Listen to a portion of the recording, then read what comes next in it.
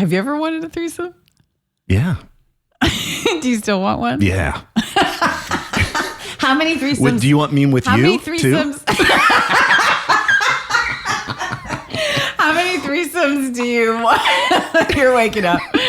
How many threesomes do you want to have before you turn 60? All of them. I can't say that I don't know. I'm not experienced there. What's on your bucket list sexually? Oh, Jesus. We've pivoted. It's more fun. You are listening to the new man beyond the Macho Jerk and the New Age Wimp. Your host is men's coach Tripp Lanier. Is watching porn the same as cheating on your partner? Is it wrong to fantasize about someone other than your partner? And what are we really seeking when we choose to watch adult entertainment? Today, my wife Alyson and I try to help someone who has a different perspective on porn than his partner. Now, it may be tempting to get stuck in a debate about who's right and who's wrong, but what if we tried to understand what's driving us to seek porn in the first place? Yeah, let's keep. Yeah. Mm-hmm. You're on the shit list this morning. I know. Is there anything else you want to be grouchy with me about? Hopefully not. I hope we're. Why am I on your shit list this morning? Because you know you're fucking up. How am I fucking up? You look at that smile. I'm going out of town, leaving you with the load. We can't carry. You can't divide all the responsibilities. Is that why you're mad? There's a lot more than that. There's a lot more than that. Mm-hmm. You're mad at me. Listen, you're mad at me because sometimes I drag my feet on doing a podcast with you. You're a bit of a princess. And you call me a princess. Yeah. And why am I a princess? You are.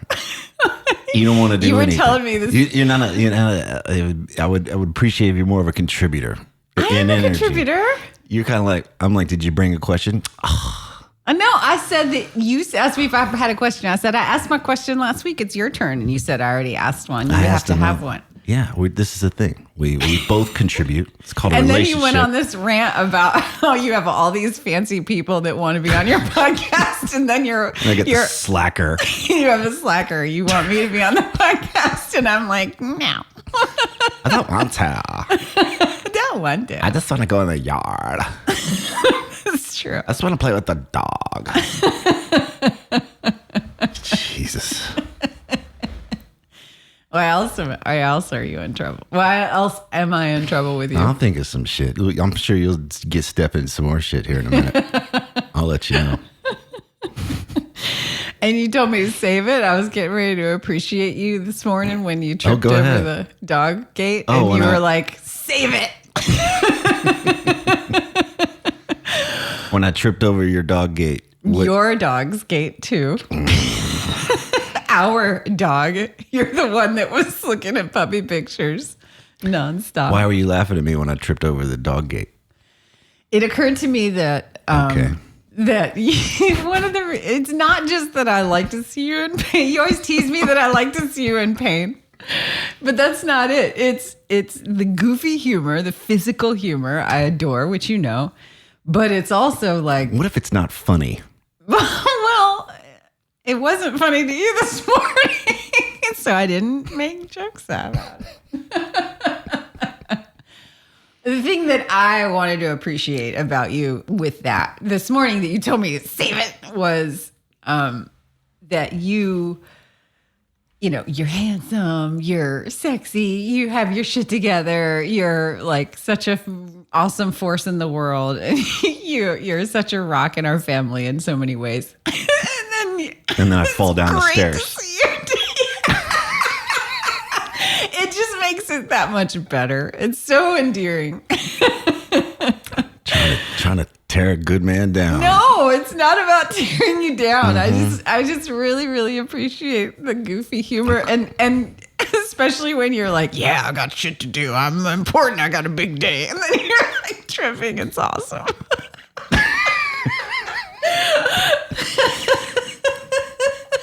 I'm going to go surfing. And not come back. I gotta go to the store, get some milk and a pack of cigarettes. I'm going to empty out the bank account and be gone.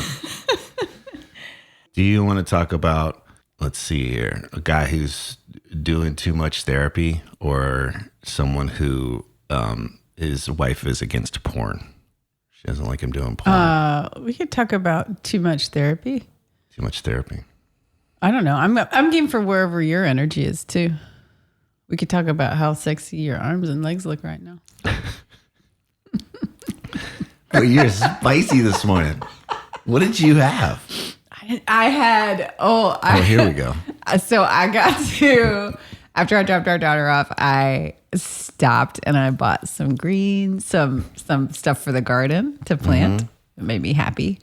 And then I was out of my old detox tea, so I bought this new detox tea. Okay. And it's got green tea in it. Okay. Which I don't normally have caffeine. And methamphetamine? Yeah, so apparently. Jeez. I don't normally have caffeine. And so I think I'm just, yeah. All right, let's go with this one. So this is from Clem Fandango. He is a studio engineer. He does voiceovers for radio and audiobooks. And yes, I can hear you. He doesn't do the voiceovers. I thought he was No, the he's engineer. the engineer. Yeah. He's the guy who records people that do that. And yes, I can hear you, Clem Fandango. So he says, my wife says watching porn is cheating. He says, she says, even fantasizing about other women is cheating. And she has threatened to leave him if he ever watches it. If she ever catches him watching it. So that's hard. He's like, I don't think it's a bad thing. I would like to watch porn together, but she's totally against it. This doesn't seem healthy. There should be a balance. What should I do? I think you got to just clear your history better. Just Oh my God. So terrible. Do not listen. You gotta find other places to do this, man. God. Where she can't find you. No, that's not it. I mean, that's what ends up happening, sadly, but no, we don't condone that. Or have an affair. Oh my God. Oh my God. Look, he's spicy now. I'm having some fun. Got to help Clem Fandango out. Oh, poor Clem. Poor Clem. Yeah, there is. Did you ask him? I've met women and they just like, if I ever caught my husband watching porn and I was like, oh, geez. I mean, this is so interesting. And, I know I have had clients that feel that way too, but it ironically, it's rooted, it ends up being rooted more in their trauma or their, places of wounding. And it's not so much about their judgment on the porn. Mm-hmm. Well, it is about the judgment. Well, even on just the porn. fantasizing, like he's thinking like, oh, like I'm thinking about, I get aroused by other women. Like that's a huge threat, and that's considered cheating. Yeah. I mean, first of all, that just makes me sad. Just to hear that is sad. That makes me feel sad for everybody. All Sorry, around. Clem. Sorry, Clem, and the wife or the girl or whoever. Yeah. It's just such a limiting small space to try to be living inside of. Just not even like make it about anything else, not just porn. Make it about anything else. That's not a lot of room to breathe.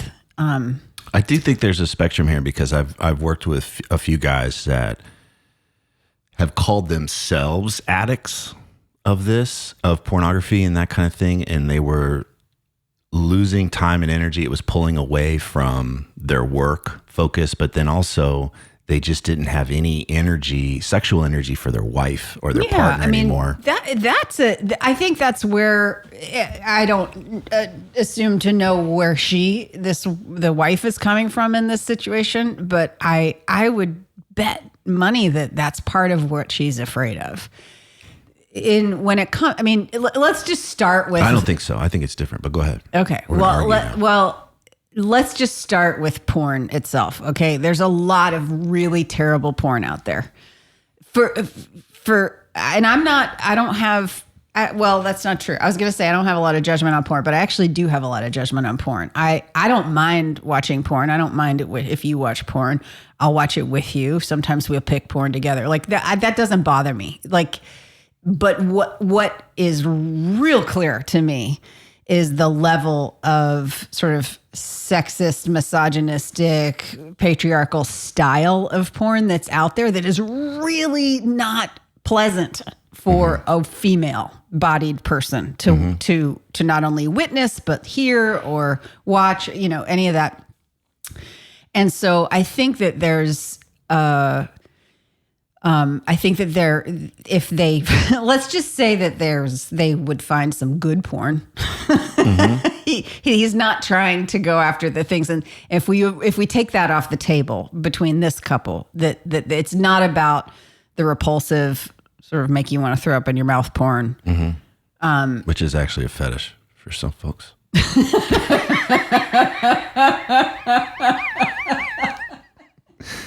That's a category probably.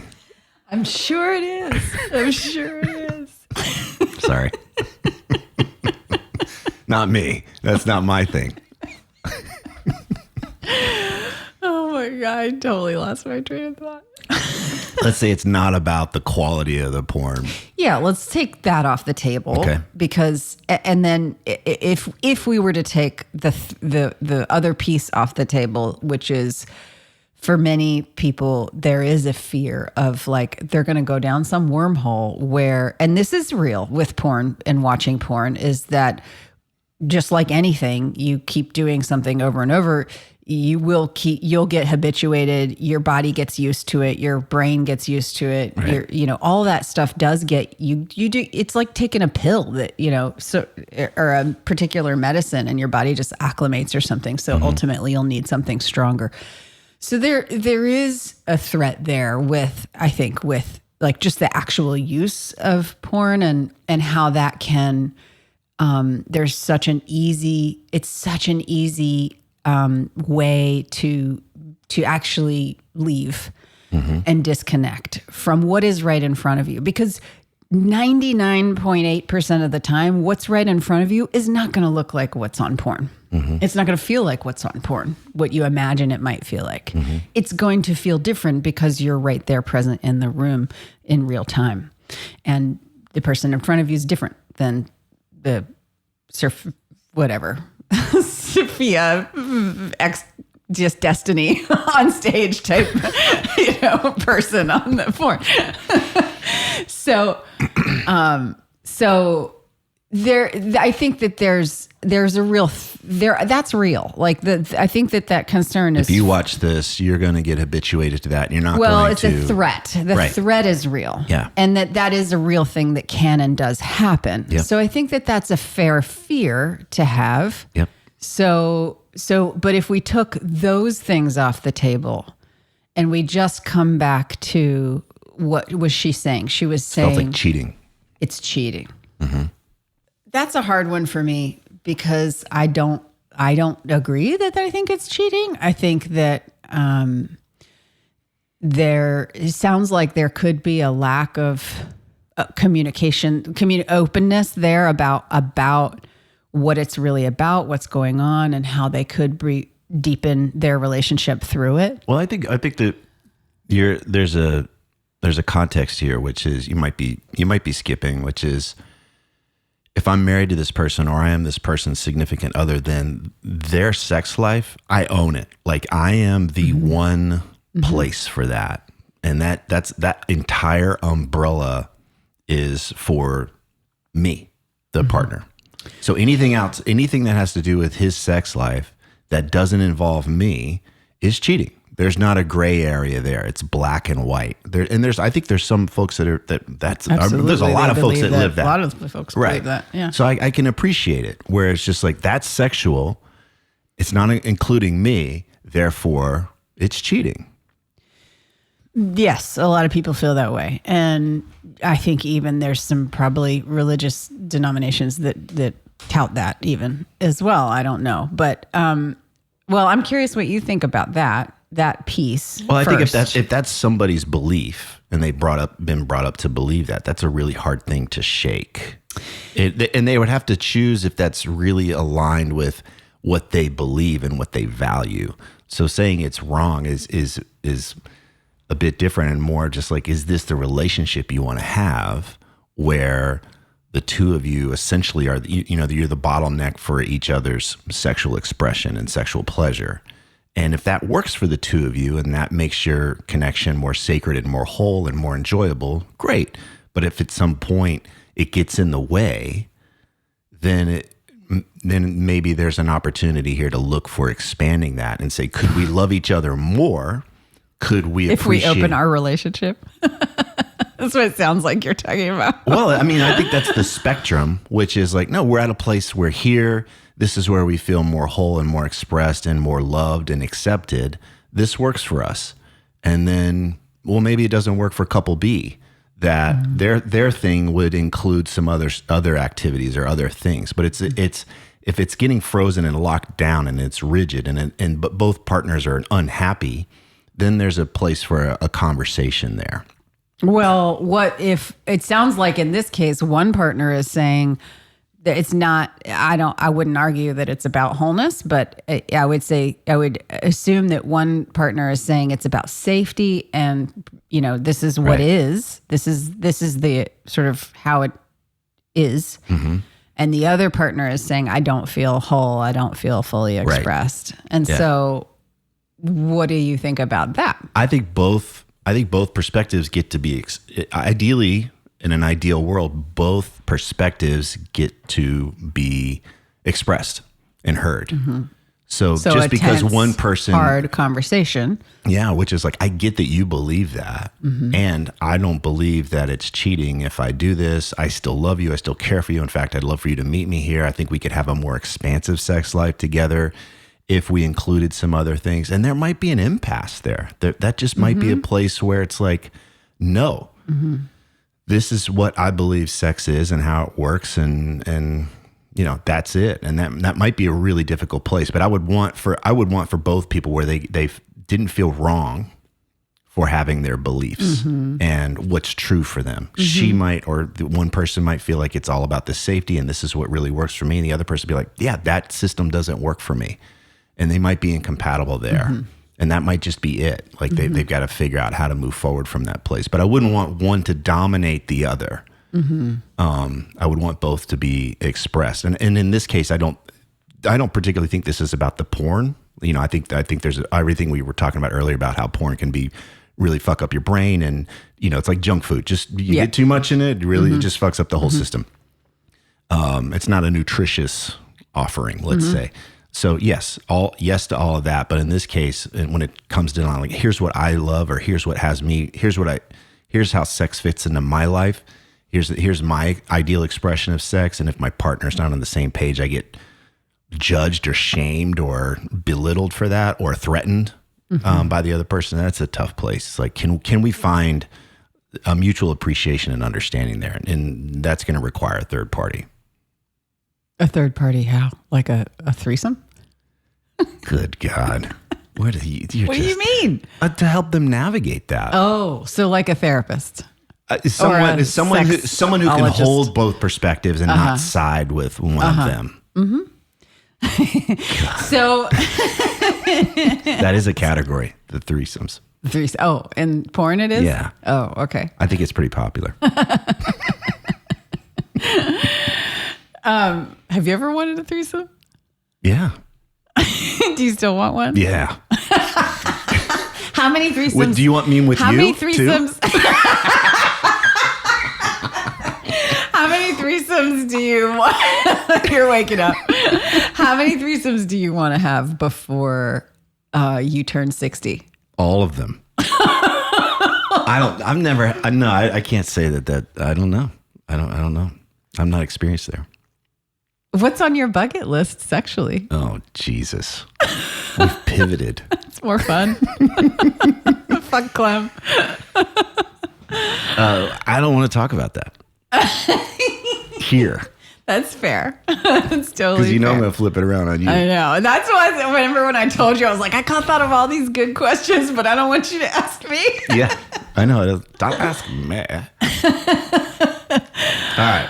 So that's a tough place. So, yeah. Yeah. Well, no. Yeah. Like coming back. I mean, just to nod to a former podcast we did probably 15 years ago or something about how it's okay. It's okay to have feelings or feel attraction, like feeling attraction, excitement, arousal, any of those things for someone other than the person you're partnered with is okay and natural. We believe that. But I also appreciate that they may not. Right. But if we're going to talk, like, you used to do on I don't know that you do this with people without me, but you used to do on your podcast, like, okay, well, what's the third that dude driving down the interstate and the three things that he can take away from what are the 3 steps, do I have like a truck and I have a farm? Is that how I talk? I'm just using that voice because it's like pithy. It's like, heal your life in 3 steps, like that kind of like. Got conjunctivitis. We need to get some. No, it's just. I'm trying to allude to the fact that you want to give people some break tips? that shit down into like steps. So if we were to do that here, well, you talked about needing a third party. And I think that Clem is suffering and his wife is suffering. So he asked you a question. He's calling in for help. So to honor that, they need a third party. Ideally, the third party can back way off of the issue of porn. Maybe they could make an agreement that he actually would be willing to stop, pause the watching and their sneaking or whatever he's doing for a period of time while they dedicate themselves to a particular container to work on this issue of how one feels, how the other feels, and then revisit where are their values coming from, who instilled them into them. Like, is that a thing that they want to keep? Also, like, if I don't feel connected to my partner, then everything's threatening. So it's really got to come back to that connection. Well, that work is a way for them to essentially say hello again and start getting to know each other in these really tough places where it sounds like they just haven't even gone ever before. Because it could be pickleball. Like, if he's gone all the time, she'd be like, for sure. It work. I mean, it happens a lot of the time when work is the primary relationship instead of the relationship is the primary relationship. So, or alcohol is the primary relationship instead of the partnership or whatever. Mm-hmm. So it applies in other ways, but that place where you can really explore what is here, what do we know about, what are we carrying in the room with us? And do we need to examine and see if there's anything that actually needs to be taken out to the trash that's not ours, that we've just, any messages or beliefs that we've swallowed whole that really don't actually fit with who we want ourselves to be? Or I'll add something. I think that this has to start on an individual level first. So when I'm working with folks, let's be with reality. What works for you? What's your yes? Instead of, what do I think is okay that'll fit within my current system? Mm-hmm. So, because that's where a lot of us are feeling trapped or drained or isolated, is we're having to contort ourselves in order to preserve the system. And maybe the system, we've outgrown that system. Mm-hmm. The system meaning the marriage or the job or the career or whatever. Mm-hmm. Okay. So the first thing is like, what's an ideal scenario, even if you don't think it could ever happen? Mm-hmm.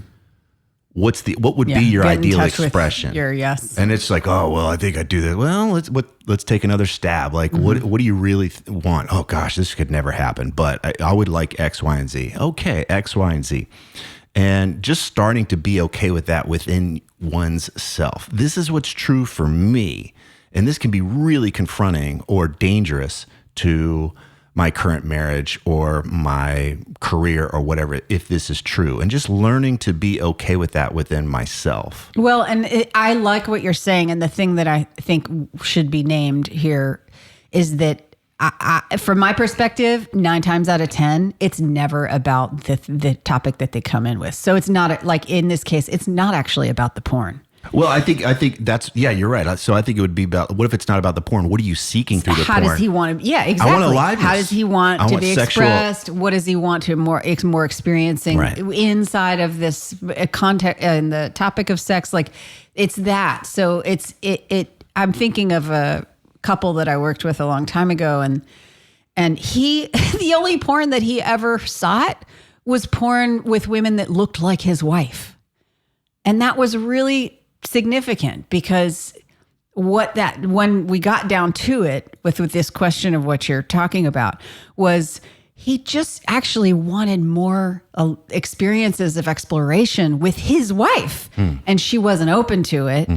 And so he would try to go mimic it with someone that looked like her or seemed like her vibe was more like her or whatever. He never found any other porn that was interesting to him other than what looked like his wife.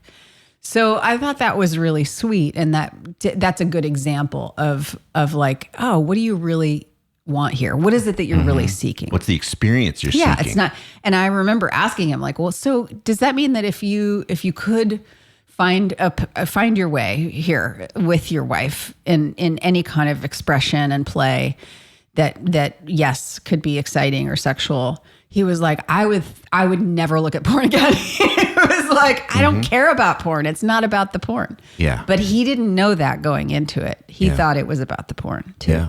That's great. Yeah. So what's the experience I'm seeking that porn is somehow, I'm using porn to try and get that, some kind of aliveness, some kind of novelty, some kind of whatever. Right. And yeah, if I bring that to my partner, I'm wanting more novelty, more excitement. That still might be threatening. Like she might be in a place where she's like, well, why am I not enough? Like there's a lot of that insecurity there. It's absolutely going to show up. But I think that's an important conversation, which is different than you're not enough. You're not exciting to me, which is different than I'd like for us both to have more excitement. Yeah, and I think that's the hardest part is that why a third party helping can be so helpful is because this complex shit. Everybody's stirred up, everybody's triggered, everybody's like, teetering, if not dancing inside their wounds or something. It's like there's just all this, and it's complex. We're dealing with like influences, programming, and we're also dealing with how do we express communication? How do we express our desire? And how do we hold on to this larger umbrella sort of meta view of what is it all for? Yeah. Or what are our values? How do we want to really come together and be more of a couple through this? And it can so easily just turn into like territory and jealousy and hurt and disconnect and so it's complex stuff. You got to go slow and sort of baby step it and get help. Yeah, that's great stuff. And I will just say that from my experience, my own personal experience with porn, and even with working with a lot of guys in their relationships with porn, that the porn is a way to relieve anxiety. There's uncertainty going on. Or it's like, I'm supposed to be doing a thing and it's a difficult thing to do. You know what? Let's go look at naked people. So you're talking about... But I just want to say that if we understand what's really going on and how whatever porn is being used, how it's being used to medicate or avoid, it may not be about the relationship. And I think it's really important to just understand what's really drawing us towards this activity or this behavior, whether it's drinking or porn or pickleball, God forbid. Yes,